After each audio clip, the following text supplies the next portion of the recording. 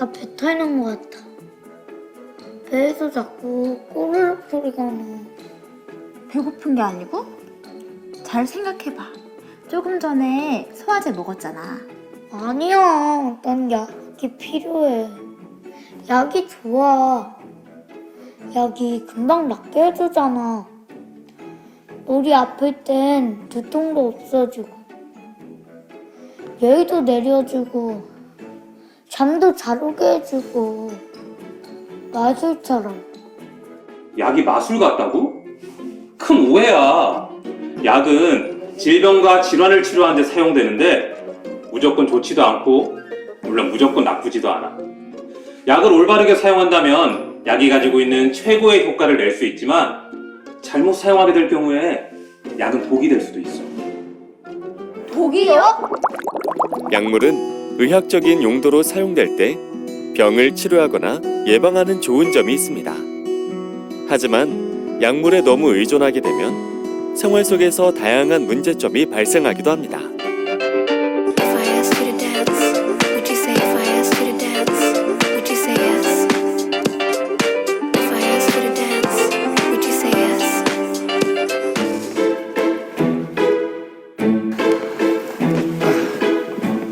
너 요즘 무슨 일 있어? 순서를 자주 잊어버리니까 연습이 안 되는 것 같아. 맞아, 요즘 너답지 않은 것 같아. 정말 미안해. 너 어디 아픈 건 아니지? 아니야, 아프지는 않아. 그냥 요즘 내가 다이어트 약을 먹고 있거든. 근데 그 약을 먹고 난 뒤부터는 집중이 잘 안 되는 것 같아. 다이어트야? 너가 살 뺄 데가 어디? 있긴 있는데 열심히 춤 연습하면서 자연스럽게 살이 빠질 텐데 왜 약까지 먹는 거야? 우리 엄마가 먹는 다이어트 약이 있거든. 근데 우리 엄마는 그걸 먹고 10kg나 뺐어. 그래서 나도 먹으면 빠질 것 같아서 먹었어. 다이어트 약은 체중 감량 보조 요법으로 사용됩니다. 하지만 여러 가지 부작용이 발생할 수 있기 때문에 반드시 의사 선생님의 진료 및 처방이 필요합니다.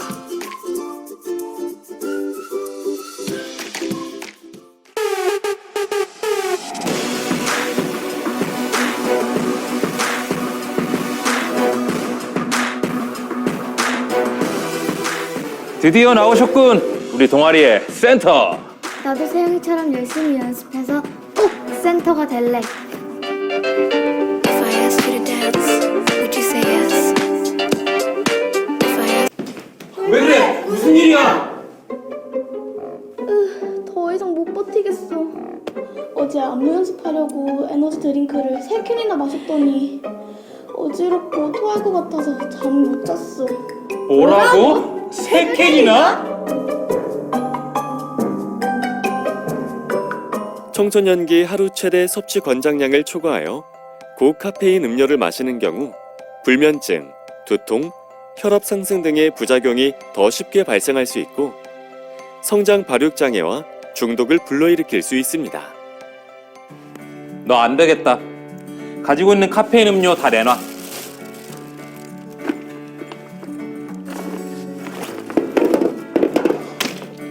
너도 가지고 있는 약 다 꺼내.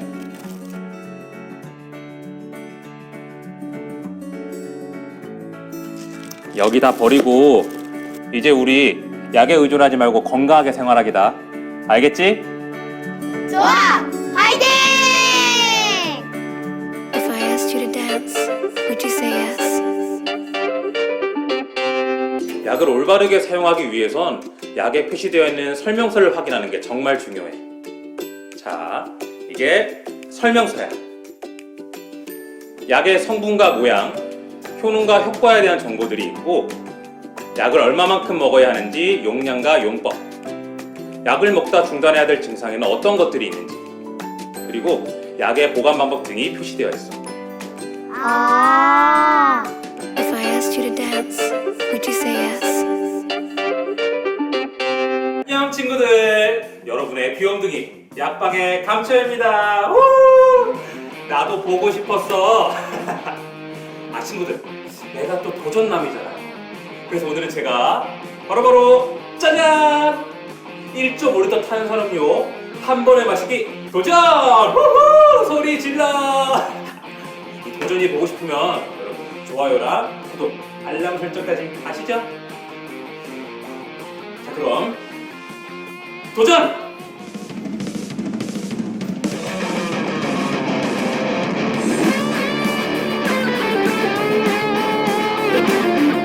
여러분, 저 지쳐서는 못할 것 같아요.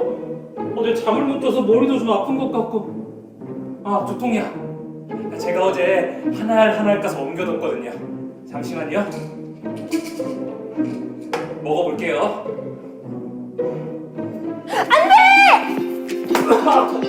아니, 지금 어리석은 행동을. 약을 지금 콧땡이랑 먹겠다는 거야? 물이 아닌 에너지 음료나 커피, 탄산음료를 통약과 같이 먹으면 약의 흡수에 영향을 주기 때문에 효과가 떨어진다. 여러분, 도전은 실패했지만 이 도전을 통해서 제가 배운 게 있어요. 약은 반드시 물과 함께 먹어야 돼요. If I asked you to dance, would you say yes? 여기서 중요한 점 하나. 우리가 먹는 모든 식품에는 유통기한이 있지. 얼마 전 아빠가 유통기한 지난 주스를 마시고 배탈이 나서 엄마한테 혼난 적이 있어요. 우리 엄마는 요리하기 전 유통기한 지난 채소들은 바로 버리던데? 난 아껴 먹어야 하던 과자가 유통기한이 지나서 엄마가 바로 버렸어. 약에도 유통기한과 비슷한 유효기간과 사용기한이 있어. 약도 식품처럼 우리가 먹는 제품이고 인체에 여러 영향을 주기 때문에 이 사용기한이 가장 중요해. 그래야 약의 효과도 제대로 나타날 수 있고 부작용도 줄어들 수 있는 거지. If I asked you to dance, would you say yes? 자 그럼 우리가 약을 먹거나 사용하면서 어떤 점을 잘못했는지 내가 잠시 과거를 소환해 볼게. 약! 우리 엄마가 먹는 다이어트 약이 있거든. 근데 우리 엄마는 그거 먹고 10kg나 뺐어.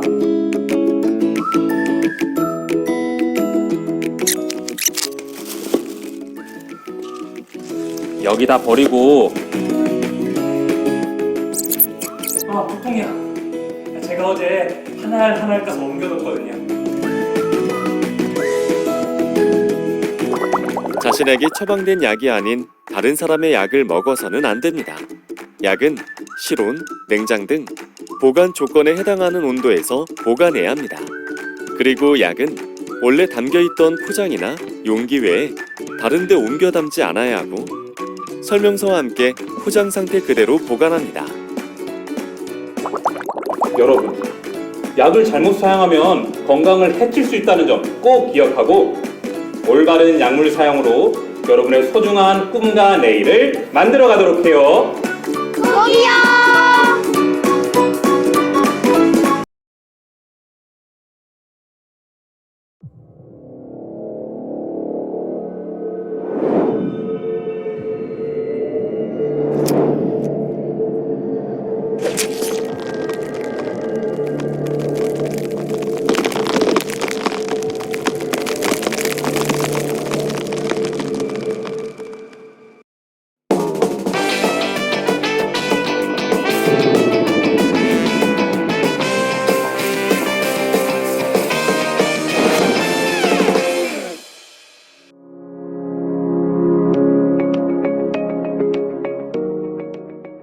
예전보다 마약류에 관한 사건 보도가 많아 매우 걱정스럽습니다. 최근에도 유명 영화배우가 프로포폴 상습 투약 혐의로 검찰 조사를 받았었는데요. 우리나라에서는 의료용 마약류 오남용을 방지하기 위해서 마약류 통합관리 시스템을 운영하고 있습니다. 림스라고 불리는 마약류 통합관리 시스템을 통해 정기적으로 사용 현황을 분석합니다. 작년에도 통계 자료를 분석한 결과 해당 연예인이 2년 동안 100여 차례나 프로포폴을 투약한 의심스러운 정황이 포착되어 이번에 소환 조사를 하게 된 것입니다. 마약범죄수사대에서는 해당 연예인을 조사하는 중 채취한 검체에서 프로포폴 외에도 대마와 코카인, 케타민 성분까지 검출되었다고 국립과학수사연구원 자료를 토대로 발표하였습니다. 유명 연예인이 자신의 삶을 망쳐가며 중독성 약물에 빠지는 이유는 무엇일까요? 여러 가지 요인이 있겠지만 스트레스와 우울증, 지나친 압박감이 이유가 아니었을까 추측합니다. 정신적 피로감을 이겨내기 위해 순간적 쾌락을 안겨주는 약물의 유혹에 빠졌을 것입니다. 그러나 정신적 피로감은 유명 연예인들만 겪는 일은 아닐 것입니다. 치열한 입시 전쟁에 빠진 청소년들과 좁은 취업문을 뚫기 위해 고군분투하고 있는 청년들, 언제 직장에서 밀려날지 몰라 노심초사하는 직장인들까지 대한민국의 대다수의 사람들이 이러한 어려움 속에서 하루하루를 견뎌내고 있는 것은 아닐까요? 그러나 그저 호기심에 잠시 괴로움을 잊기 위해 순간의 유혹을 견디지 못하고 약물을 사용한다면 자신도 모르게 약물 중독에 빠질 수 있습니다.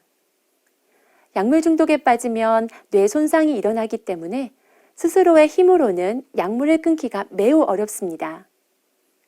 마약 사범의 재범률이 매우 높다는 것은 이미 통계적으로도 밝혀진 사실입니다. 마약 및 약물 중독은 치료도 매우 어렵고 시간도 오래 걸리기 때문에 예방이 최우선입니다. 중독성 약물에 대한 올바른 이해로 건강하고 밝은 사회를 만드는데 우리 함께 노력해 봅시다. 아는 만큼 지켜지는 건강한 일상. 지금부터 뇌건강보호 프로젝트 강의를 시작하도록 하겠습니다.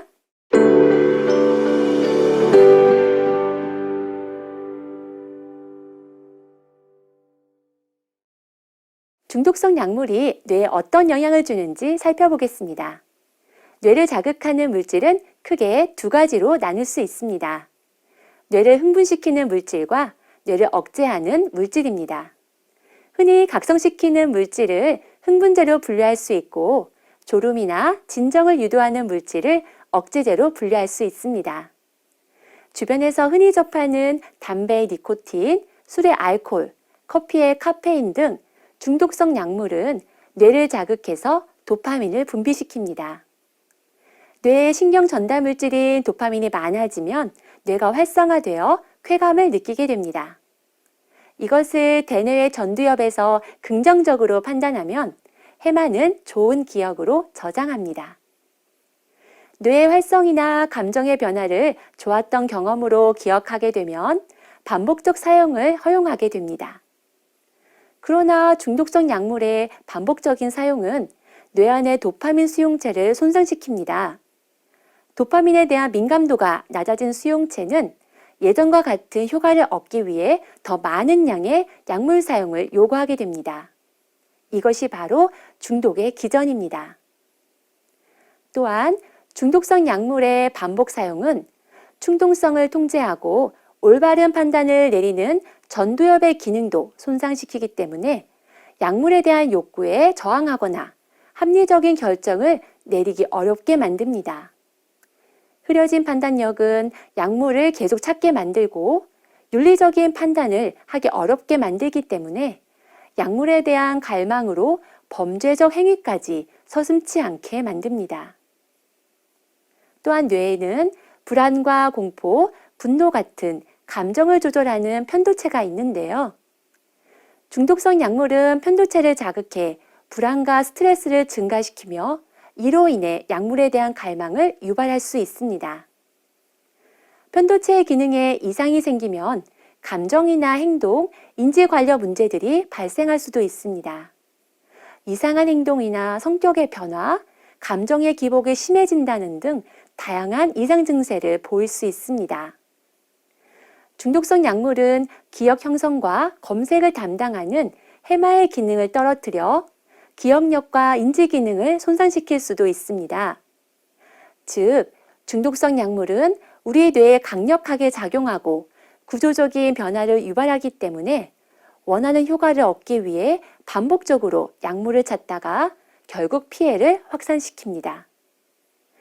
이와 같이 도파민을 증가시키는 흥분성 약물은 니코틴과 알코올, 카페인뿐만 아니라 나비약으로 유명한 식욕 억제제 펜터민, 집중력을 높여준다는 ADHD 치료제 메틸페니데이트, 통증을 완화시켜주는 합성마약 트라마돌이 있습니다.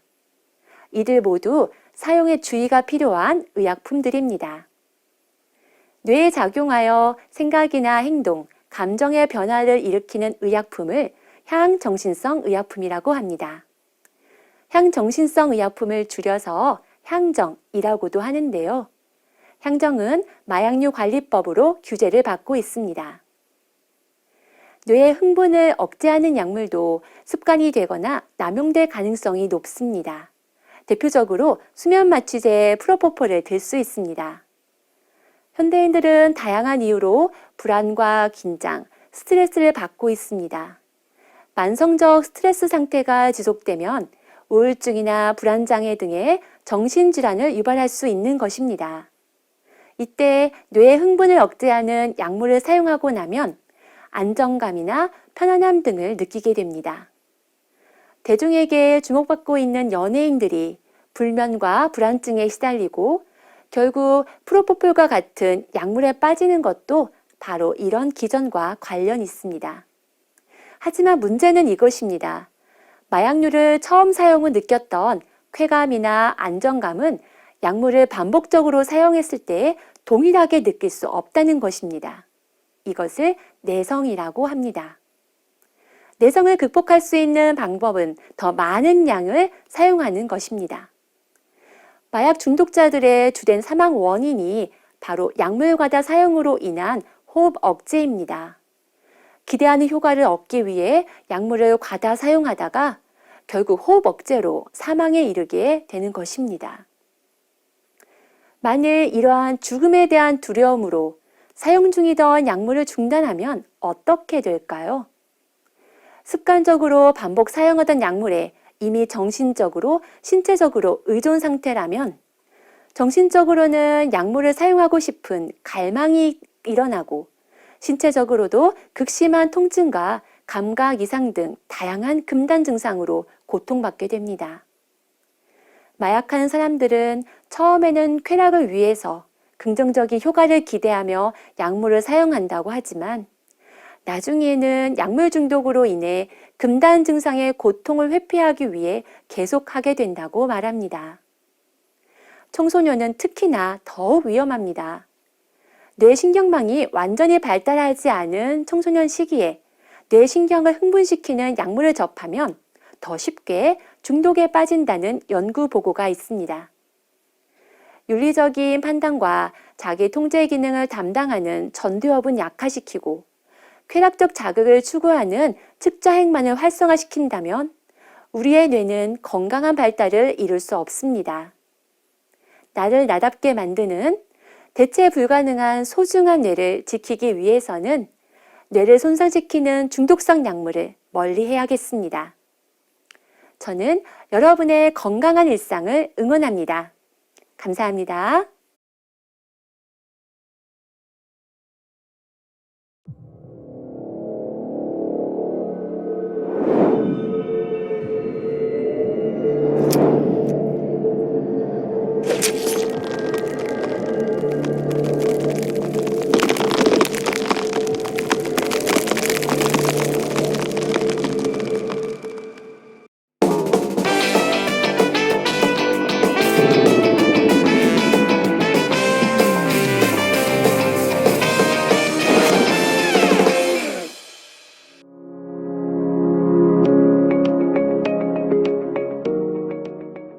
안녕하세요. 경찰수사연수원에서 마약범죄를 담당하고 있는 심준규 교수입니다.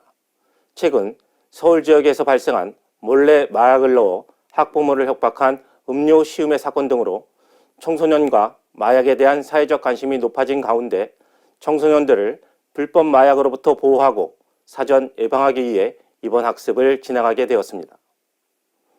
진행 순서는 첫 번째, 마약의 정의에 대해서 알아보고 두 번째, 점점 늘어나고 있는 청소년 마약류 사범의 추세, 세 번째, 최근 발생한 마약 시음 음료 사례를 통한 대처 방법, 네 번째, 청소년 마약 단속 사례, 마지막으로 마약 오남용 시 형사 처벌에 대해 알아보도록 하겠습니다.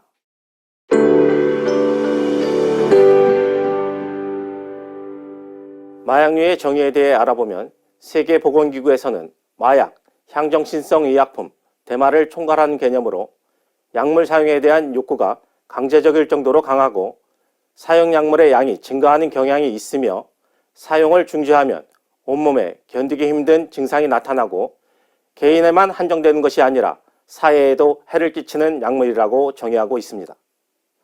마약류 관리법 제4조 제1항에 의하면 마약류 취급자가 아니면 다음 각 회에 어느 하나에 해당하는 행위를 하여서는 아니 된다라고 금지 조항을 만들어 놓고 이를 위반 시에는 형사처벌을 할 수 있게 법으로 규정해 놓았습니다.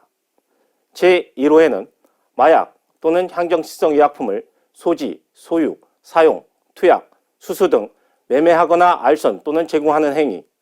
제2호에는 대마를 재배, 소지, 소유 등 보관 또는 사용하는 행위. 제3호와 제4호에 각각 마약류 취급자가 아니면 마약을 취급할 수 없게 하였습니다.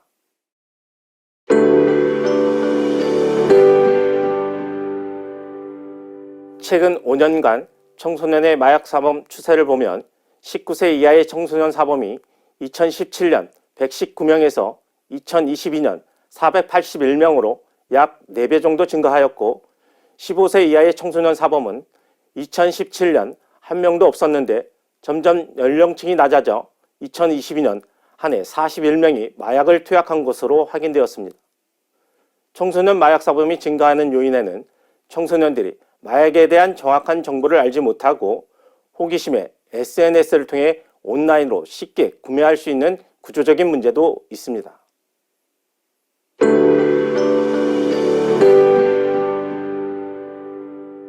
최근 강남 학원가 일대에서 고등학생들에게 마약 성분이 담긴 음료수를 건넨 일당 등이 경찰에 검거가 되었는데 이들은 기억력과 집중력에 좋은 음료를 시음하는 행사를 하고 있다며 학생들을 속이고 받아든 부모의 연락처로 자녀가 마약을 복용한 게 알려지면 좋을 게 없지 않냐며 금전을 요구하는 사건이 발생하였습니다. 길거리에서 모르는 사람이 건네주는 음료는 일단 받지 않는 것이 중요하며 이와 유사한 같은 피해를 당할 경우 피싱범들의 협박에 겁을 먹고 돈을 보내지 말고 경찰에 먼저 신고하시기 바랍니다. 학생들이 속아서 음료에 무엇이 들었는지 모르고 마신 경우 사실관계를 수사하여 피해자로 확인되면 형사처벌을 하지 않습니다.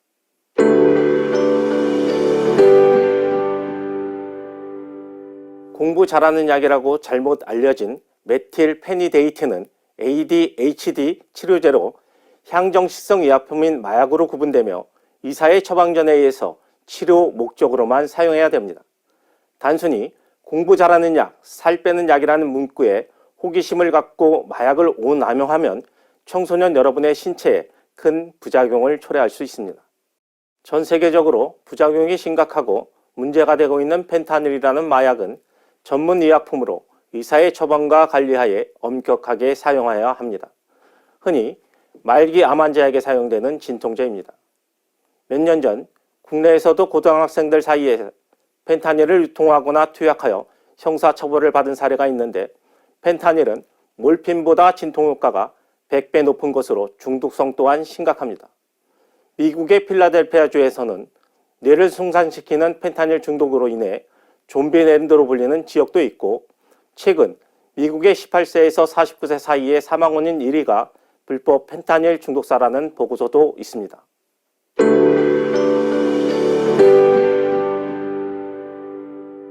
단순히 공부 잘하는 약, 살 빼는 약은 없습니다. 한 번의 호기심에 의해서도 마약은 중독될 수 있습니다. 마약을 불법적으로 가지고 있거나 투약을 하는 경우 청소년이라도 10년 이하의 징역 또는 1억 원 이하의 벌금을 선고받을 수 있습니다. 불법 마약으로부터 청소년을 보호하고 보다 안전한 대한민국을 만들도록 경찰과 시민사회가 함께 노력하겠습니다.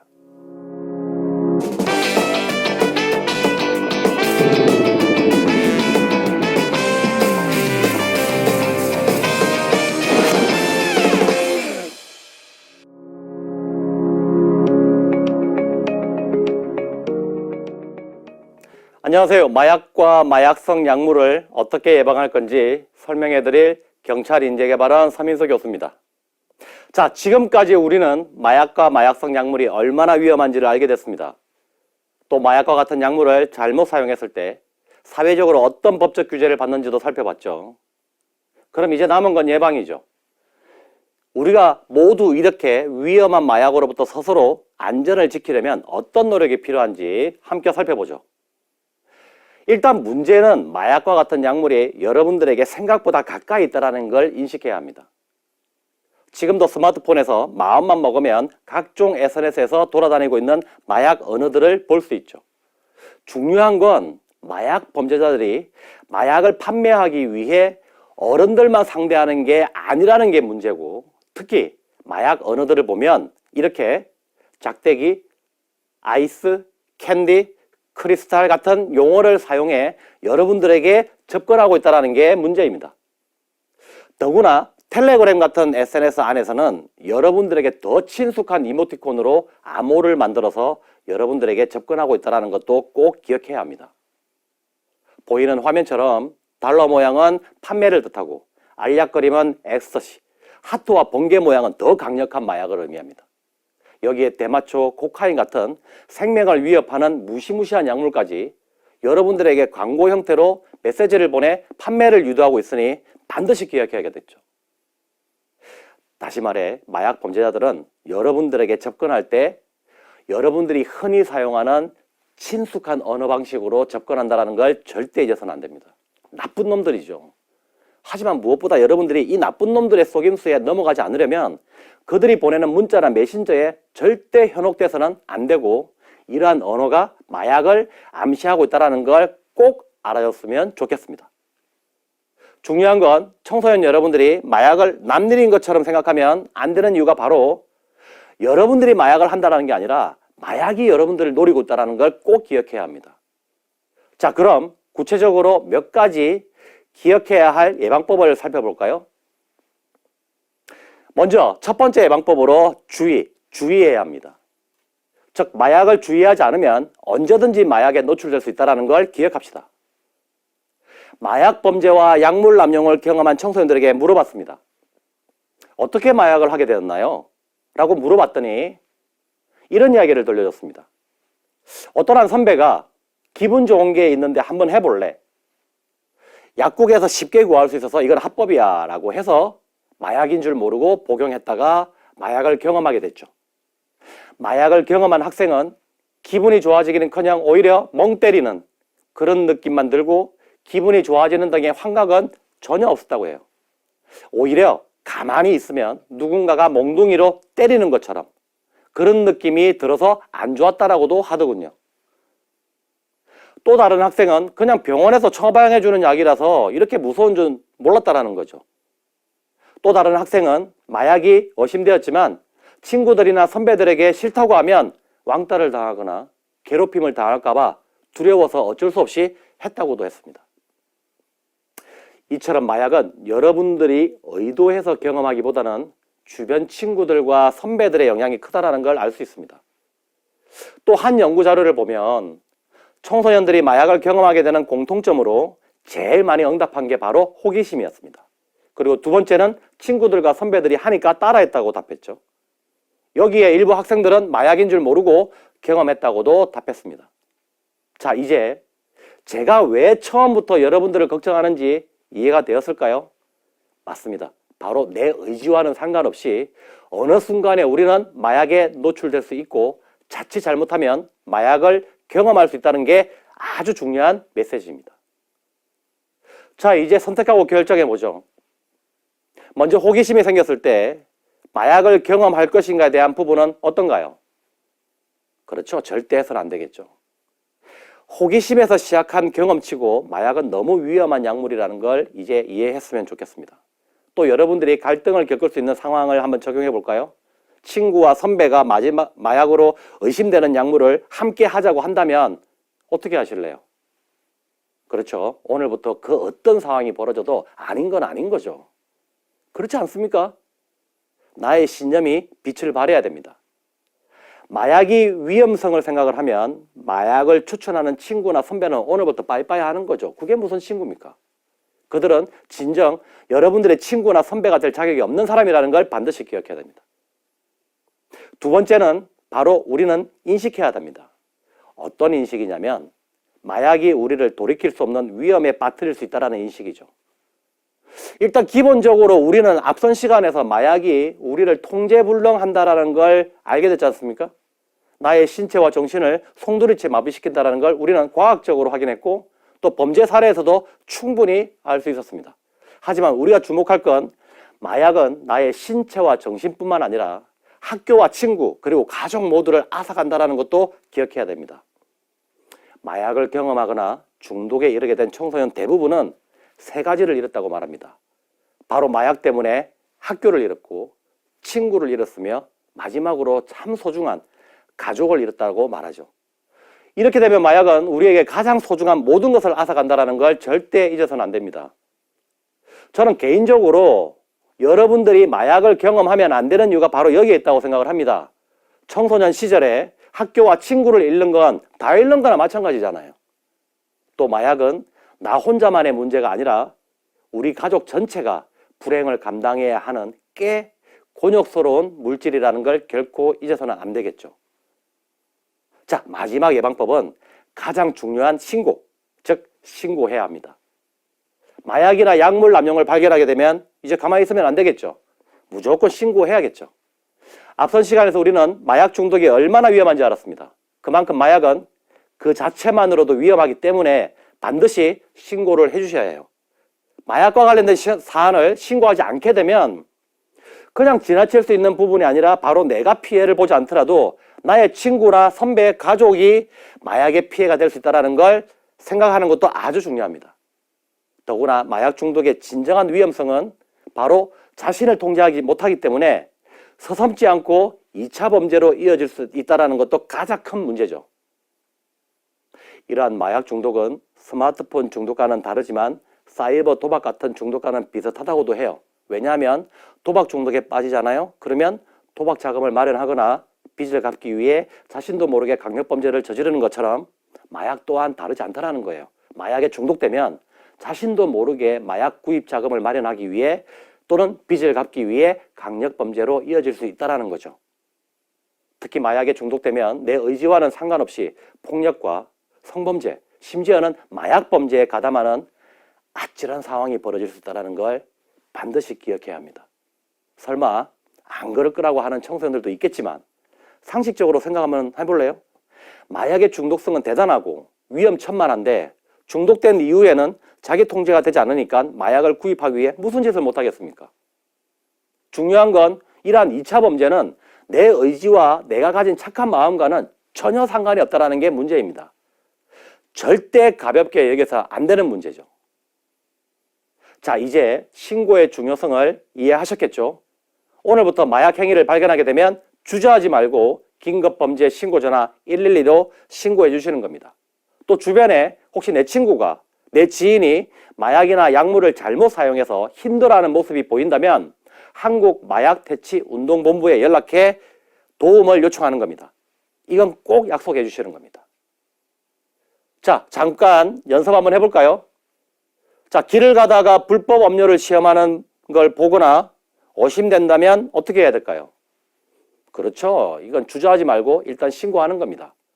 정말 여러분들이 잘 알고 있는 음료 브랜드라고 하더라도 시험 행사를 하는 사람들이 학생들을 붙잡고 집중력에 도움이 된다는 둥, 공부할 때 졸리지 않는다는 둥 이런 말들을 하는 걸 듣게 된다면 일단 신고부터 해주는 게 중요합니다. 확인해야 되니까요.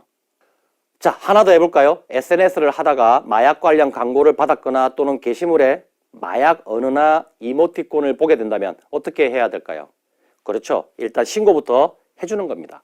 대신 신고하기 전에 광고 내용을 지우지 않고 보관하는 게 참 중요하고 SNS의 경우에는 캡처를 미리 해두고 사용자의 아이디 계정을 확인할 수 있으면 그까지 꼭 확인해서 신고할 때 알려주세요. 그럼 수사를 하는데 큰 도움이 됩니다. 다시 한번 강조할게요. 여러분들이 용기를 내주는 112 신고가 나는 물론 내 친구와 가족을 도와주는 소중한 행동이라는 걸 꼭 기억해 줬으면 좋겠습니다. 청소년 여러분, 마약은 단 한 번이라도 절대 경험해서는 안 됩니다. 마약은 나의 소중한 것을 빼앗는 파렴치하고도 파렴치한 약물이라는 걸 이번 기회에 꼭 기억해 주시기 바랍니다.